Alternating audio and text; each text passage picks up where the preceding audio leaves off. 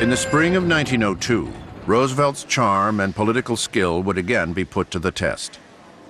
147,000 coal miners had walked off their jobs in northeastern Pennsylvania, demanding a 10 to 20% pay raise, an 8-hour workday, and fringe benefits. By the end of the summer, the last of the coal reserves had been delivered, and the greatest domestic crisis since the Civil War loomed over TR's young presidency.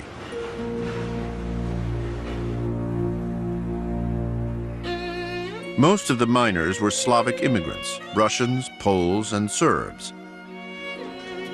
Their lives were among the bleakest in America.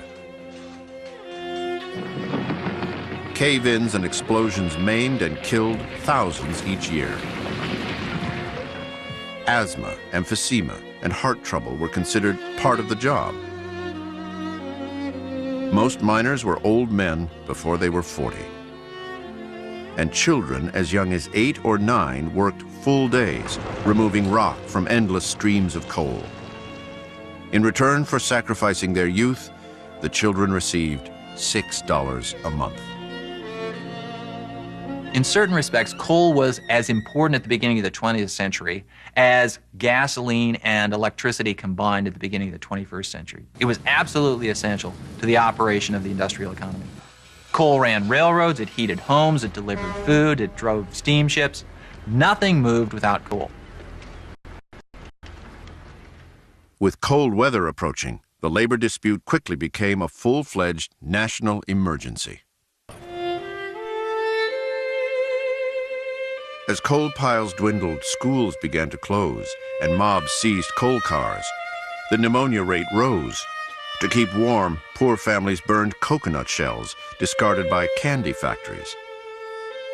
The governor of Massachusetts told the president, "Unless you end this strike, the workers in the North will begin tearing down buildings for fuel." Although he had no constitutional or legal right to intervene, Roosevelt felt he had to act. I could not see misery and death come to the great masses of the people and sit idly by, because a strike is not the subject of interference by the president. TR sailed into uncharted constitutional waters and called a meeting between the two sides. George Bayer, the president of the Reading Railroad, represented the mine owners. He considered John Mitchell of the United Mine Workers contemptible and arrogantly refused to speak to him. Bayer told TR to his face, "We object to being called here to meet a criminal, even by the President of the United States." Roosevelt held his temper, but later said of Bayer, "He came down in a most insolent frame of mind and used language insulting to the miners and offensive to me. If it wasn't for the high office I hold, I would have taken him by the seat of the breeches and the nape of the neck and chucked him out of the window." His main interest is the general public, which needs that coal to get through the winter. And at the same time, of course, he wants to do justice to both sides, the capital and labor. As it happened, capital didn't need any help. They were in the saddle. It was labor that needed the help. Eventually, the president persuaded the mine owners to accept an arbitration board's ruling, but they refused to accept any representative of labor on the board. TR responded with a bit of trickery. He appointed E. Clark of the Brotherhood of Railway Conductors to the board. Rather than call him a labor man, he gave him the title of eminent sociologist.